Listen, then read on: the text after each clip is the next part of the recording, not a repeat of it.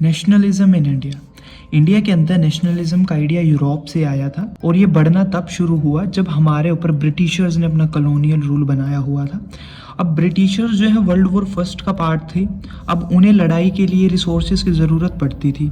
सो उन्होंने वो resources India से निकालने की कोशिश करी, जिसके कारण हमारे इंडिया के अंदर बहुत ज़्यादा इकोनॉमिक और पॉलिटिकल इश्यूज हमें फेस करने पड़े। जैसे वो ज़बरदस्ती गांव से लोगों को उठाया करते थे वॉर में लड़ने के लिए। अब जैसे जैसे वॉर चलती जा रही थी, वॉर के लिए एक्सपेंडिचर पैसे की ज़रूरत ज़्यादा पड़ रही थी। सो जिसके कारण उन्होंने टैक्सेस भी बढ़ा दिए थे इंडियन लोगों पे। अब वॉर के बाद 1918 में और 1919 में और 1920 और 21 में क्रॉप फेलियर यानी फसलें फेल हो चुकी थी और लोगों के पास फूड की कमी पड़ चुकी थी, जिसके कारण फूड के प्राइसेस बहुत ज़्यादा बढ़ चुके थे। और साथ ही इन्फ्लुएंजा एपिडेमिक यानी बीमारी आ चुकी थी, जिसमें 13 मिलियन लोगों की मौत हो चुकी थी। सो यहाँ पर एक तो ये इन्फ्लुएंजा, क्रॉप फेलियर और वॉर, इस जैसी सिचुएशन ने हमारे इंडियंस के बीच में नेशनलिज्म की फीलिंग को क्रिएट किया कि ब्रिटिशर्स हमारे ऊपर गलत तरीके से टॉर्चर कर रहे हैं। अब इस नेशनलिज्म की शुरुआत इंडिया के अंदर एग्जैक्टली हुई कैसी? इसकी शुरुआत करते हैं गांधी जी 1915 जनवरी के अंदर, जब वो अफ्रीका से लौटते हैं। रेसिस्ट लॉ के अगेंस्ट वहां पर भी वो सत्याग्रह करते हैं, यानी ब्लैक और व्हाइट के अंदर जो भेदभाव था उसे खत्म करने के लिए। सत्याग्रह का मतलब होता है holding on to truth, fought for the truth, यानी सच पर डटे रहना और सच के लिए लड़ते रहना बिना वॉयलेंस, बिना किसी लड़ाई झगड़े के।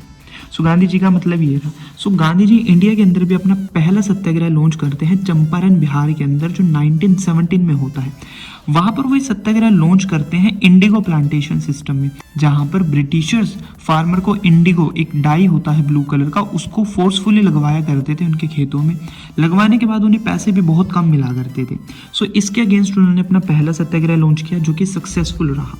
फिर उसी साल 1917 में वो अपना दूसरा सत्याग्रह लॉन्च करते हैं खेड़ा गुजरात के अंदर, जहां पर वो फार्मर्स के लिए लड़ते हैं। वहां पर क्रॉप फेलियर हो चुका था और प्लेग एपिडेमिक फैल चुका था, जिसके कारण टैक्स भरना उनके लिए मुश्किल हो गया था। सो वहां पर फार्मर्स के लिए वो लड़ते हैं और टैक्सेशन रिलैक्सेशन यानी टैक्स कम और माफ कर दिया जाता है, ये भी उनके लिए सक्सेसफुल रहता है। तीसरा सत्याग्रह वो लॉन्च करते हैं अगले साल 1918 में अहमदाबाद गुजरात के अंदर, कॉटन मिल वर्कर्स के लिए। वहां पर वर्कर्स अपनी वेज बढ़ाने के लिए प्रोटेस्ट कर रहे थे। सो गांधी जी उनके लिए सत्याग्रह करते हैं और उनकी भी वेज बढ़ जाती है। सो ये भी सक्सेसफुल रहता है। सो इस तरीके से सत्याग्रह चला और लोगों के बीच में एक तरीके की फीलिंग आनी शुरू हुई, जिससे ब्रिटिशर्स थोड़ा सा घबरा गए थे, क्योंकि पॉलिटिकल लीडर्स उठना शुरू हो गए, प्रोटेस्ट होने शुरू हो गए थे।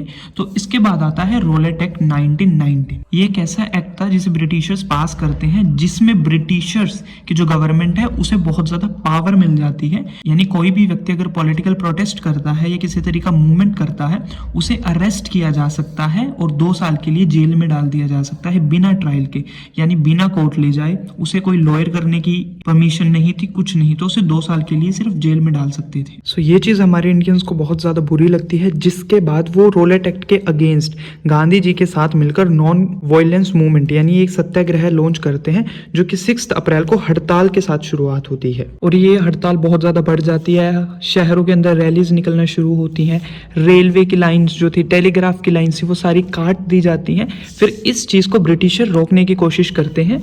वो क्या करते हैं, सबसे पहले पॉलिटिकल लीडर्स जो अमृतसर के अंदर प्रोटेस्ट कर रहे थे उन्हें उठा लेते हैं और जेल में डाल देते हैं और गांधी जी को दिल्ली में एंटर करने से रोक देते हैं, जिसके कारण प्रोटेस्ट और भी ज्यादा इंटेंस बढ़ना शुरू हो जाता है। तो जनरल डायर जो थे वो कमांड अपने हाथ में ले लेते हैं और मार्शल लॉ इंपोज कर देते हैं।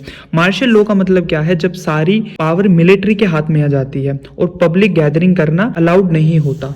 सो वहां पर मिलिट्री अपना कंट्रोल ले लेती है। फिर 13 अप्रैल को जलियांवाला बाग के अंदर पीपल इकट्ठा होना शुरू हुए। कुछ ऐसे लोग थे जो पीसफुली प्रोटेस्ट कर रहे थे, बट कुछ ऐसे लोग थे वो सिर्फ बैसाखी का मेला देखने के लिए आए हुए थे। उन्हें ये चीज नहीं पता भी मार्शल लॉ जो है वो लागू हो चुका है, यानी मार्शल लॉ जो है वो लगा हुआ है। जिसके बाद जनरल डायर वहां पर आते हैं और सारे रास्ते बंद कर देते हैं और लोगों के ऊपर ओपन फायर यानी सबके ऊपर गोलियां चलाना वो शुरू कर देते हैं, जिसके अंदर हजारों लोगों की मौत हो जाती है। बाद में वो इस चीज को ऐसे बताते हैं भी ये चीज मैंने इसलिए की गई थी, मैं लोगों के अंदर, इंडियंस के अंदर डर बैठाना चाहता था, टेरर बैठाना चाहता था। जो रॉलेट एक्ट वाला सत्याग्रह था ये सिर्फ कुछ सिटीज और टाउन्स के अंदर ही लिमिटेड था। सो गांधी एक ऐसा मूवमेंट लॉन्च करना चाहते थे जो पूरे देश में फेमस हो और पूरे देश के लोग उसके अंदर हिस्सा लें, और उन्हें ये चीज पता थी ये चीज बिना हिंदू मुस्लिम को इकट्ठे करे पॉसिबल नहीं है। सो वहां पर वो खिलाफत इशू उठाते हैं। देखिए खिलाफत इशू क्या था, वर्ल्ड वॉर फर्स्ट के अंदर जो ओटोमन एम्पायर था जो टर्की के अंदर आता था वो हार चुका था, और जो ओटोमन एम्पायर था वो स्पिरिचुअल हेड था मुस्लिम वर्ल्ड का। ठीक है, लोग उसे स्पिरिचुअली माना करते थे मुस्लिम लोग। सो मुस्लिम को लगा उनका जो रिलीजन है वो अटैक के अंदर है, यानी उनके रिलीजन को अब मुसीबत आने वाली है। सो जिसके कारण वो एक खिलाफत पोजीशन, यानी मुस्लिम जो लोग हैं वो एक खिलाफत कमेटी बनाते हैं अपने रिलीजन को बचाने के लिए इंडिया में 1919 में बॉम्बे के अंदर, जिसके लीडर थे मोहम्मद अली और शौकत अली। सो बाद में ये गांधी जी के साथ डिस्कस करते हैं एक यूनिफाइड मूवमेंट चलाने के लिए, जिसमें हिंदू और मुस्लिम को मिलकर जो है हम एक मूवमेंट करते हैं ब्रिटिशर्स के खिलाफ, क्योंकि ये भी ब्रिटिशर्स के खिलाफ थे, जो हिंदू थे वो भी ब्रिटिशर्स के खिलाफ थे। तो गांधी जी इन्हें नॉन कॉपरेशन मूवमेंट का आइडिया प्रपोज करते हैं, भी हम दोनों मिलकर इस चीज के लिए लड़ते हैं। अभी यहाँ पर मुस्लिम और हिंदू यानी खिलाफत कमेटी और इंडियन नेशनल कांग्रेस के लोग दोनों नॉन कॉपरेशन मूवमेंट एग्री हो जाते हैं। सो कलकत्ता कांग्रेस सेशन जो हुआ था 1920 में, उसमें ये आइडिया को अप्रूव किया जाता है भी हम नॉन कॉपरेशन मूवमेंट को लॉन्च करेंगे। अभी नॉन कॉपरेशन मूवमेंट था क्या? गांधी जानते थे इंडिया के अंदर ब्रिटिशर्स का रूल इस कारण से चल रहा है क्योंकि इंडियन उनके साथ कॉपरेट कर रहे हैं। अगर हम उनके साथ कॉपरेट करने से मना कर दे तो उनका रूल खत्म हो सकता है, गिर सकता है इंडिया के अंदर। तो वो कहते हैं हम नॉन कॉपरेशन मूवमेंट को स्टेप्स में लॉन्च करेंगे, यानी धीरे धीरे लॉन्च करेंगे। और सबसे पहला स्टेप हमारे ये रहेगा भी जितने भी टाइटल्स उन्होंने हमें दिए हैं, नाम उन्होंने दिए हैं राय बहादुर, खान बहादुर, ये वो, हम उन सबको सरेंडर कर देंगे, उन सबको वापस दे देंगे भी हमें तुम्हारे टाइटल नहीं चाहिए। और सेकंड स्टेप के अंदर हम उनके सिस्टम को बॉयकॉट कर देंगे, उनके पुलिस को, उनकी आर्मी को, स्कूल, कोर्ट्स, फॉरेन गुड्स। फिर 1920 की गर्मियों में जो शौकत अली और गांधी थे वो मिलकर इंडिया का टूर करते हैं और लोगों को अवेयर करते हैं नॉन कॉपरेशन मूवमेंट के बारे में भी हमें इस मूवमेंट के साथ कैसे पार्ट बनना है और कैसे ब्रिटिशर्स को हराना है। वो फिर कांग्रेस सेशन करते हैं नागपुर के अंदर जो 1920 में हुआ था, जिसमें नॉन कॉपरेशन मूवमेंट को अडॉप्ट किया जाता है, लॉन्च किया जाता है। सो नॉन कॉपरेशन मूवमेंट जो है जनवरी 1921 के अंदर से स्टार्ट किया जाता है, जिसके अंदर काफी सारे ग्रुप ने पार्टिसिपेट किया था और इसका जो मेन एम था वो स्वराज। स्वराज का मतलब होता है खुद का राज, इंडिपेंडेंस चाहिए थी। बट इस नॉन कॉपरेशन मूवमेंट जो था इसके लिए अलग अलग मतलब था, अलग अलग लोगों के लिए। गरीब लोगों के लिए अलग मतलब था, अमीरों के लिए अलग मतलब था, तो आजादी का मतलब सबके लिए अलग अलग था। अब ये मूवमेंट टाउन्स के अंदर कैसे शुरू हुआ? टाउन के अंदर मिडिल क्लास थे, यानी एजुकेटेड क्लास रहा करती थी। जैसे स्टूडेंट्स ने स्कूलों को छोड़ दिया, टीचर्स, हेडमास्टर ने रिजाइन कर दिया पढ़ाने से उनके स्कूलों में, लॉयर ने उनके कोर्ट्स में प्रैक्टिस करने से मना कर दिया, जो काउंसिल इलेक्शंस होते हैं उसे बॉयकॉट कर दिया गया। लोगों ने बोला हम इसमें ना ही वोट करेंगे ना ही इलेक्शन का पार्ट बनेंगे। जो फॉरेनर गुड्स हुआ करते उन्हें बॉयकॉट कर दिया, जैसे इंग्लैंड से जो कपड़ा आता था उसे जलाना शुरू कर दिया लोगों ने, और जो इंडियन गुड्स हैं उन्हें सपोर्ट करना शुरू किया। इस तरीके से नॉन कॉपरेशन मूवमेंट की स्टार्ट हुई। बट कुछ समय बाद सिटीज के अंदर ये मूवमेंट ढीला पड़ चुका था, यानी ठंडा हो चुका था। उसके कुछ रीजन थे। सबसे पहला ये था, हमने इसमें ये चीज बोली थी इंडियन गुड्स को सपोर्ट करो, बट जो खादी इंडिया का कपड़ा था वो बहुत ज्यादा एक्सपेंसिव था, सो जिसके कारण लोग इसे अफोर्ड नहीं कर पाते थे। दूसरा क्या है, हमारे पास कोई इंडियन इंस्टीट्यूट नहीं था, इंडियन कॉलेज नहीं थे, इंडियन स्कूल नहीं थे, इंडियन कोर्ट नहीं था, सो जिसके कारण जो स्टूडेंट्स, टीचर्स थे, इन सब ने ज्वाइन कर लिया था वापस से ब्रिटिशर्स के स्कूलों को। तो ये था हमारा मूवमेंट टाउन्स के अंदर। अब देखते हैं गाँव के अंदर क्या था। अब गाँव के साइड अवध में ये मूवमेंट बाबा रामचंद्र हेड कर रहे थे, जहां पर वो लड़ रहे थे तालुकदार और लैंडलॉर्ड्स के अगेंस्ट, क्योंकि वो बहुत ज्यादा टैक्स और रेंट लिया करते थे पीजेंट से। सो पीजेंट टैक्स में रिडक्शन चाहते थे, और बेगार जो सिस्टम था, बेगार एक फ्री वेज यानी बिना पैसे के लेबर का सिस्टम था, उसे वो कम करना चाहते थे। सो जिसके दौरान उन्होंने काफी प्लेसेस पर नाई धोबी कर एक सिस्टम बनाया। नाई का मतलब होता है बार्बर और धोबी का मतलब होता है वॉशरमैन, यानी हम बार्बर की और जो वॉशरमैन की सर्विसेज हैं अपनी, वो इन बड़े लोगों को देना बंद करेंगे। फिर जून 1920 में जवाहरलाल नेहरू जो है वो अवध के गांव में जाते हैं और लोगों की प्रॉब्लम्स को सुनते हैं भी उनको किस किस चीज में प्रॉब्लम आती है। जिसके बाद गांधी बाबा रामचंद्र के साथ मिलकर एक ओध किसान सभा लॉन्च करते हैं। ये एक तरीके से किसानों की कमेटी थी जो किसानों के और पीजेंट्स के हक के लिए लड़ती थी। ये 300 प्लस विलेजेस में फैल चुकी थी कुछ समय के अंदर। सो गांधी जी इस पीजेंट के स्ट्रगल को अपने नॉन कॉपरेशन मूवमेंट के साथ जोड़कर स्टार्ट कर देते हैं। बट ऐसा था, जो गांव के लोग थे, अवध साइड के लोग थे, वो थोड़े वॉयलेंट थे। वो क्या करते हैं, 1921 के अंदर जो तालुकदार और मर्चेंट्स होते हैं उनके घरों में आग लगा देते हैं और जो मार्केट्स होते हैं उन्हें लूट लेते हैं, जितना भी उन्होंने ग्रेन इकट्ठा किया होता है, और उस सबको चोरी कर लेते हैं। और दूसरा वो क्या करते हैं, गांधी के नाम पर, जो हमारे लीडर्स थे पॉलिटिकल, उनके नाम पर कुछ रूमर्स यानी अफवाहें फैलाते हैं। गांधी ने बोला है टैक्स नहीं देना है और जितनी भी जमीन है वो अब गरीबों के अंदर बढ़ जाएगी, जिसके कारण वहां पर लोग और ज्यादा वॉयलेंट होते हैं, जिसके कारण गांधी जी बहुत ज्यादा अनहैप्पी थे इस वॉयलेंस के कारण, क्योंकि उनका मोटिव था नॉन वॉयलेंस। सो अवध के अंदर जो लोग थे वो टैक्स के कारण लड़ रहे थे। अब देखते हैं आंध्र प्रदेश में। आंध्र प्रदेश के अंदर लोग फॉरेस्ट के लिए लड़ रहे थे। ब्रिटिश गवर्नमेंट ने क्या किया था, जो लार्ज फॉरेस्ट एरिया था उसे रिस्ट्रिक्ट कर दिया था, उसमें लोगों की एंट्री बंद कर दी थी। वहां पर वो अपने पशुओं को चरा नहीं सकते थे, वहां से लकड़ी इकट्ठा नहीं कर सकते थे और फ्रूट भी कलेक्ट नहीं कर सकते थे, जिसके कारण उनकी जिंदगी तो इफेक्ट हुई, बट उसके साथ साथ उनके पर्सनल राइट्स, उन्हें ये लगा भी हमारे ही जगह पर आकर, हमारी ही जमीन पर हमें ही रोक रहे हैं। सो जिसके कारण वहां के लोग भड़क जाते हैं और वो भी ब्रिटिशर्स के खिलाफ आवाज उठाते हैं और उन्हें लीड करते हैं अलूरी सीतारमन राजू। वहां के व्यक्ति थे, इन्हें ये माना जाता था, इन्हें इनकारनेशन यानी इन्हें भगवान का अवतार माना जाता था और ये चीज मानी जाती थी भी इनके पास बहुत ज्यादा स्पेशल पावर्स हैं, बहुत पावरफुल है। ये गांधी जी के नॉन कॉपरेशन मूवमेंट से इंस्पायर थे भी हमें ब्रिटिशर्स के खिलाफ लड़ना है। बट ये एक चीज में बिलीव किया करते थे, वो वायलेंस एंड फोर्स था भी हमें लड़ाई झगड़ा कर कर ही अपने हक वापस मिलेंगे। बट गांधी नॉन वायलेंस में करते थे। इन्होंने मूवमेंट चलाया जिसके अंदर इन्होंने पुलिस स्टेशन के ऊपर अटैक करना शुरू कर दिया। ब्रिटिशर्स के जो ऑफिसर्स हैं उन्हें मारने की कोशिश करते हैं। फिर जिसके बाद अलूरी जो सीतारमन थे उन्हें पकड़कर उन्हें एग्जीक्यूट यानी उन्हें मौत की सजा सुना दी जाती है 1924 में, जिसके बाद वहां पर उनका मूवमेंट खत्म हो जाता है। हमने दो जगह तो पढ़ा, अवध में लोग टैक्स के लिए लड़ रहे थे, आंध्र प्रदेश में लोग फॉरेस्ट के लिए लड़ रहे थे। अब देखते हैं असम में लोग किसके लिए लड़ते थे। असम में प्लांटेशन अपने राइट्स, अपनी आजादी के लिए लड़ते थे। वो फ्रीली मूव करना चाहते थे प्लांटेशन क्रॉप से, अपने गांव में वापस जाना चाहते थे। वो किसके अगेंस्ट लड़ रहे थे, इनलैंड इमिग्रेशन एक्ट। इसके अंदर क्या था, जो वर्कर्स थे जो चाय के खेतों में काम किया करते थे वो बिना लैंडलॉर्ड, बिना ब्रिटिशर्स की परमिशन से वहां से नहीं जा सकते थे, उन्हें वहीं पर रहना पड़ता था और जो परमिशन थी वो उन्हें बहुत रेयरली, बहुत कम मिलती थी। सो जिसके कारण उन्हें फोर्सफुली वहीं रहना पड़ता था। सो बहुत ज़्यादा कंट्रोल्ड थे। उन्होंने जैसे ही नॉन कॉपरेशन मूवमेंट के बारे में सुना, उन्हें ये लगा कि गांधी का राज आ रहा है और हमें आज़ादी मिलने वाली है। सो वो क्या करते हैं, प्लांटेशन जो फील्ड होते हैं उन्हें छोड़ देते हैं और वहां से अपने घर की तरफ चलना शुरू हो जाते हैं। बट उनके साथ बहुत बुरा हुआ क्योंकि वो गांव कभी पहुंच ही नहीं पाए, क्योंकि जो नॉन कॉपरेशन मूवमेंट चल रहा था इसके कारण लोगों ने जो है ब्रिटिशर्स के सिस्टम में काम करना बंद किया हुआ था। सो जिसके कारण रेलवे, जो जितने भी स्ट्रीमर्स थे वो सब बंद पड़े थे, जिसके कारण वो बीच में ही फंस जाते हैं और पुलिस उन्हें पकड़कर बहुत मारती है। सो असम के अंदर ये सिचुएशन हुई थी। सो हमने अभी ये चीज देखी भी, अलग अलग ग्रुप के लिए नॉन कॉपरेशन मूवमेंट का मतलब अलग अलग था। सबने इसको अपने अपने तरीके से यूज किया, जिसके कारण सबको एंड में जो है कुछ ना कुछ बुरा झेलना पड़ा। सो क्योंकि नॉन कॉपरेशन मूवमेंट का कोई एक आइडेंटिटी नहीं थी, कोई एक आइडिया नहीं था, कोई स्पेसिफिक आइडिया नहीं था, जिसके कारण 1922 फरवरी के अंदर गांधी जी इस मूवमेंट को वापस ले लेते हैं, क्योंकि ये वायलेंट की तरफ बढ़ता जा रहा था मूवमेंट।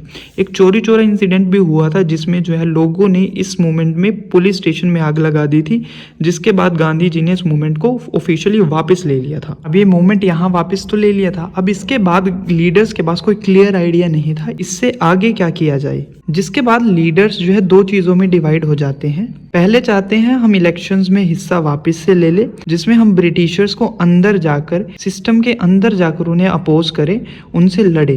बट जो हमारे यंग लीडर्स थे जैसे जवाहरलाल नेहरू और सुभाष चंद्र बोस, ये कंप्लीट इंडिपेंडेंस चाहते थे मूवमेंट से। ये चाहते थे भी हमें मूवमेंट करनी है, लड़ाई करनी है, हम प्रदर्शन करेंगे और तब अपनी आज़ादी को वापस लेंगे। अब 1922 में नॉन कॉपरेशन मूवमेंट वापस ले लिया जाता है। कांग्रेस के अंदर उसके बाद से कन्फ्यूजन चल रही थी भी आगे क्या किया जाए। तभी क्या होता है 1926 के अंदर एग्रीकल्चर के प्राइसेस गिरने शुरू हो जाते हैं और 1930 आते तक वो प्राइसेस बिल्कुल ख़त्म हो जाते हैं, बिल्कुल ही गिर जाते हैं। सो जो क्रॉप्स थी वो सेल नहीं हो रही थी क्योंकि पैसा ही नहीं आ रहा था, पर प्राइसेस बहुत ज़्यादा गिर चुके थे। लैंड रिवेन्यू वो नहीं दे पा रहे थे क्योंकि पैसा नहीं आ रहा था। पैसा नहीं आ रहा था तो गरीबी बहुत ज़्यादा बढ़ चुकी थी। सो जिसके कारण ब्रिटिशर्स क्या करते हैं, एक साइमन कमीशन बनाते हैं 1920 में। साइमन कमीशन क्या थी, एक तरीके की कमेटी थी जो इंडिया में भेजी गई थी ताकि ये देखा जाए भी इंडिया की जो गवर्नमेंट है वो अच्छे से काम कर रही है या नहीं, और अगर कुछ चेंजेस की ज़रूरत है तो वो चेंजेस भी बताएगी क्या चेंजेस करने चाहिए। अब इसके अंदर एक भी इंडियन मेंबर नहीं था, जिसके कारण इंडिया को डिसरिस्पेक्ट फील हुआ भी हमारे देश के लिए कोई कमेटी बना रहे हैं और इसमें इंडियंस ही नहीं है। तो उन्होंने इसके अगेंस्ट भी प्रोटेस्ट करने शुरू किए, जिसके अंदर उन्होंने लाठी चार्ज किया। और जो लाला लाजपत राय थे जो इसके अंदर हिस्सा ले रहे थे, एक लीडर थे, उन्हें सीवियर इंजरीज के कारण मार दिया गया लाठी चार्ज में। सो इसके बाद इंडियंस को और ज्यादा गुस्सा आया और इंडियंस का गुस्सा ठंडा करने के लिए जो लॉर्ड इरविन थे, एक तरीके के लीडर थे उस टाइम जो इंडियन गवर्नमेंट को चला रहे थे, वो एक डोमिनेंट स्टेटस ऑफर करते हैं। डोमिनेंट स्टेटस यानी लिमिटेड सेल्फ इंडिपेंडेंस, आधा तुम रूल करो आधा हम रूल करते हैं, मिलकर चलाते हैं। बट जो इंडियन थे उन्हें फुल इंडिपेंडेंस चाहिए थी, यानी पूरी आज़ादी। सो कांग्रेस सेशन जो लाहौर के अंदर होता है उसके अंदर एक मेजर डिसीजन लिया जाता है पूर्ण स्वराज का, यानी हम फुल इंडिपेंडेंस चाहेंगे। और उसके अंदर वो 26 जनवरी को 1930 में इंडिपेंडेंस डे डिक्लेयर करते हैं भी जो 26 जनवरी है वो हमारा आज़ादी का दिन है। इससे पीपल ज़्यादा अट्रैक्ट नहीं होते क्योंकि एक तरीके का मोटिवेशन था और मोटिवेशन ज़्यादा दिन के लिए नहीं चलता। सो ये इतना ज़्यादा नहीं चला तो फिर गांधी जी ने सोचा भी हमें कोई डेली लाइफ इशू उठाना है जो हर एक से रिलेट करे और एक ऐसा आइडिया जो हर कोई अपने साथ लेकर चल सके काफ़ी लंबे समय तक। सो गांधी जी के दिमाग में आता है सॉल्ट, नमक। नमक एक ऐसी चीज़ है जो हर कोई यूज़ करता है और नमक के ऊपर ब्रिटिशर्स ने बहुत ज़्यादा कंट्रोल किया हुआ था, तो वो बहुत ज़्यादा टैक्स लगाते थे सॉल्ट के ऊपर। और दूसरा जितना भी सॉल्ट बनता था वो सारा ब्रिटिशर्स के कंट्रोल में था, इंडियंस को अलाउड नहीं था कोई भी सॉल्ट बनाना। सो जिसके बाद गांधी जी एक लेटर देते हैं लॉर्ड इरविन को 31 जनवरी को, और उसके अंदर वो अपनी 11 डिमांड्स रखते हैं, 11 डिमांड रखते हैं। और वो बोलते हैं अगर ये डिमांड 11 मार्च तक पूरी ना की गई एक मूवमेंट स्टार्ट करेंगे, और ये लेटर इरविन को डाल देते हैं। इरविन इस लेटर को रिफ्यूज कर देते हैं, मना कर देते हैं। सो गांधी जी ये मार्च, सोल्ट मार्च को स्टार्ट करते हैं। कहां से? साबरमती आश्रम से डांडी तक। इसके अंदर 78 लोगों ने पार्ट लिया था। इसके अंदर वो 24 माइल्स तक चले थे और 24 दिन का ये मूवमेंट रहने वाला था। वो 6 अप्रैल 1930 को डांडी जो उनकी फाइनल लोकेशन थी वहां पर वो पहुंच जाते हैं और वहां पर वो सोल्ट बनाना शुरू कर देते हैं, क्योंकि सोल्ट बनाना इलीगल था इंडियंस के लिए। जो सोल्ट का लॉ था उसे तोड़ना शुरू करते हैं और सोल्ट बनाना वहां पर शुरू कर देते हैं। यहां से शुरुआत होती है सिविल डिसोबीडिएंट की। कब? 1930 के अंदर। सिविल डिसोबीडिएंट का मतलब क्या था? अभी हम ब्रिटिशर्स के साथ कोऑपरेट नहीं करेंगे और साथ ही उनके जो रूल्स हैं, जो उनके बनाए हुए रूल्स हैं, उन्हें भी तोड़ेंगे। अब ब्रिटिशर्स का कैसा रिएक्शन था? ब्रूटल, यानी उनका बहुत बुरा रिएक्शन था इसके ऊपर। उन्होंने क्या करना स्टार्ट कर दिया, हमारे जो लीडर्स थे, जो मूवमेंट्स को चला रहे थे, उन्हें अरेस्ट करना शुरू कर दिया, जैसे खान गफ्फर खान को, गांधी जी को। सो गांधी जी ने ये मूवमेंट 1931 में टेम्परेरी यानी कुछ समय के लिए वापस ले लिया। वापस लेने के लिए गांधी जी और इरविन के बीच में एक पैक्ट यानी एक एग्रीमेंट साइन हुआ, उनके बीच में एक डील साइन हुई, जिसमें उन्होंने कहा, इरविन ने गांधी को कहा भी आप इस मूवमेंट को वापस ले लो। और जो राउंड टेबल कॉन्फ्रेंस होती है, ये एक तरीके की मीटिंग होती है जिसमें ब्रिटिशर्स और इंडियंस बैठते हैं, इंडियंस बातचीत करते हैं। उन्होंने कहा आप इस कॉन्फ्रेंस को अटेंड करो, और गांधी ने कहा उसके बदले में हमारे जो पॉलिटिकल प्रिजनर्स हैं आप उन्हें छोड़ दो। गांधी जी ये कॉन्फ्रेंस करने लंदन चले जाते हैं, बट वहाँ पर ये चीज़ होती है भी मीटिंग फेल हो जाती है, क्योंकि जो इसमें डिमांड्स रखी थी गांधी ने वो फुलफिल नहीं करते। गांधी जी 1932 में इस सिविल डिसोबीडिएंट को वापस से लॉन्च करते हैं। देखिए 1930 में शुरू किया गया था, 1931 में फिर स्टॉप कर दिया था, अब 1932 में इसे दोबारा शुरू करते हैं और 1934 में मूवमेंट खत्म हो जाता है। ठीक है, 1934 में ये बिल्कुल खत्म हो जाता है, बंद हो जाता है। अब देखते हैं इसके अंदर पार्टिसिपेंट्स कौन कौन थे, सिविल डिसोबीडिएंट मूवमेंट में किस किस ने हिस्सा लिया था। देखिए, गुजरात के अंदर जो पाटीदार्स होते हैं और यूपी के अंदर जो जट्स होते हैं, ये यूजुअली लैंडलॉर्ड्स थे, यानी बड़े जिम्मेदार थे। इन्होंने भी इसके अंदर बढ़ चढ़कर पार्टिसिपेट किया था। अब ये जो लैंडलॉर्ड्स थे, ये कॉमर्शियल क्रॉप वो उगाया करते थे। अब इन्होंने क्यों ज्वाइन किया? क्योंकि एक तो क्रॉप फेल हो चुकी थी, उसके बाद पैसा नहीं आ रहा था, जिसके बाद इनके लिए टैक्स भरना मुश्किल हो चुका था, और ब्रिटिशर्स इन टैक्स को कम करने से मना कर दिया था। सो उन्होंने टैक्स कम करने से मना कर दिया, जिसके बाद जो लैंडलॉर्ड्स थे उन्होंने मूवमेंट के अंदर पार्टिसिपेट किया। बट उन्हें इतनी खुशी नहीं हुई, उन्हें डिसअपॉइंटमेंट हुई, क्योंकि जब मूवमेंट को 1931 के अंदर वापस लिया था गांधी ने, तब तक उनके टैक्स जो उनकी डिमांड्स थी वो फुलफिल नहीं हो पाई थी। जिसके बाद जब 1932 में गांधी ने लंदन से वापस आने के बाद इसे रीलॉन्च किया, तब उन्होंने रिफ्यूज कर दिया, मना कर दिया मूवमेंट को ज्वाइन करने से। अब हमने लैंडलॉर्ड्स की पढ़ी, अब देखते हैं पुअर पीजेंट्स ने इसे क्यों ज्वाइन किया था। उन्होंने रेंट फ्री, यानी जो वो टैक्स दिया करते थे लैंडलॉर्ड को ज़मीनों के लिए, वो ना देने के लिए उन्होंने इसे ज्वाइन किया था, क्योंकि क्रॉप फेलियर हो चुका था। अब जो कांग्रेस थी वो इनके सपोर्ट में नहीं थी इतनी, क्योंकि उनके साथ लैंडलॉर्ड्स भी थे, लैंडलॉर्ड्स भी सिविल डिसोबीडियंट मूवमेंट में थे। सो अगर वो इस चीज़ को सपोर्ट करेंगे, रेंट फ्री को, और रेंट वो किसे दिया करते थे? लैंडलॉर्ड्स को। तो अगर वो ये चीज़ को सपोर्ट करेंगे भी आप लैंडलॉर्ड्स को रेंट ना दो, तो लैंडलॉर्ड्स इससे डिसअपॉइंट होंगे। सो जिसके कारण उनका सिविल डिसोबीडियंट मूवमेंट यहाँ खराब हो सकता है। सो कांग्रेस और जो पीजेंट्स थे उनका जो रिलेशन था वो अनसर्टेन, उतना अच्छा नहीं रहा, जिसके बाद जो ये पुअर लोग थे, पुअर पीजेंट्स थे, ये दूसरे मूवमेंट्स, जो लोकल मूवमेंट्स हो रहे थे इनके एरियाज में, उन्हें ज्वाइन करते हैं। क्योंकि वो जो मूवमेंट्स थे उनका मेन एम था ये रेंट फ्री। पुअर पीजेंट्स ने रेंट फ्री के लिए ये मूवमेंट को ज्वाइन किया। अब देखते हैं जो बिजनेस क्लास थे उन्होंने इसको क्यों ज्वाइन किया। देखिए, बिजनेस क्लास के जो बिजनेस थे वो बढ़ते जा रहे थे, बट जैसे जैसे वो पावरफुल होते जा रहे थे, वो कॉलोनियल के जो पॉलिसीज हैं, जो ब्रिटिशर लोग पॉलिसी बनाया करते थे, वो उनके बिजनेस को रिस्ट्रिक्ट कर रहे थे, यानी बिजनेस पे कहीं ना कहीं रोक लगाया करते थे, क्योंकि वो अपना इंग्लैंड से सामान यहाँ बेचने की कोशिश करते थे। सो जिसके कारण उनकी जो बिजनेस एक्टिविटी है वो कहीं ना कहीं रुक रही थी। इस चीज़ के लिए उन्होंने मूवमेंट को ज्वाइन किया था। अब वहां पर वो क्या करते हैं, ब्रिटिशर्स की पॉलिसीज को मानना बंद कर देते हैं, और जो फॉरेन गुड्स आ रहा था बाहर से उसे बेचना वो बंद कर देते हैं, और Indian industrialist and commercial Congress बनाते हैं 1920 में, जिसमें वो अपने बिजनेस इंटरेस्ट से रिलेटेड डिसीजंस लेंगे। और federation of Indian chamber of commerce and industries, ये भी बिजनेस से रिलेटेड थी, ये बनाते हैं। अब ये कौन लीड करते हैं? पुरुषोत्तम दास ठाकुरदास और जीडी बिरला इसको लेड करते हैं, और वो सपोर्ट करते हैं सिविल डिसोबीडियंट मूवमेंट को, जिसमें वो सिविल डिसोबीडियंट मूवमेंट में फाइनेंशियल यानी पैसे की सपोर्ट करते हैं। उन्हें भी 1931 में जब इसे कॉल ऑफ लिया था, वापस लिया था, उन्हें भी डिसअपॉइंटमेंट हुई थी, क्योंकि इनकी जो इच्छाएं थी वो भी पूरी नहीं हुई थी। सो जिसके कारण ये भी दुखी हो गए थे। बट जब 1932 में दोबारा लॉन्च किया, इन्होंने भी लैंडलॉर्ड्स की तरह इतना एक्टिवली ज्वाइन नहीं किया था। सिर्फ जो नागपुर रीजन था वहाँ के इंडस्ट्रियलिस्ट ने इस मूवमेंट को दोबारा ज्वाइन किया था, अदरवाइज बाकी एरिया के जो इंडस्ट्रियलिस्ट थे उन्होंने ज्वाइन नहीं किया था। अब एक ग्रुप और था जो सिविल डिसोबीडियंट मूवमेंट में पार्ट था, वो थी वुमेन्स ने भी एक्टिवली ज्वाइन किया था। उन्होंने जब सोल्ट मार्च निकल रहा था तब विमेन्स ने अपने घरों से इसे ज्वाइन किया था। उन्होंने फॉरेन गुड्स को बॉयकॉट किया था। बट यहाँ पर एक दिक्कत आई थी, जो कांग्रेस थी उन्होंने विमेन को कोई डिसीजन मेकिंग पावर नहीं दी थी, कोई अथॉरिटी नहीं दी थी। अब हमें पता है 1934 के अंदर जो सिविल डिसोबीडियंट मूवमेंट था वो वापस ले लिया गया। अब उसके लिमिटेशंस देखते हैं वो क्यों खत्म हुआ।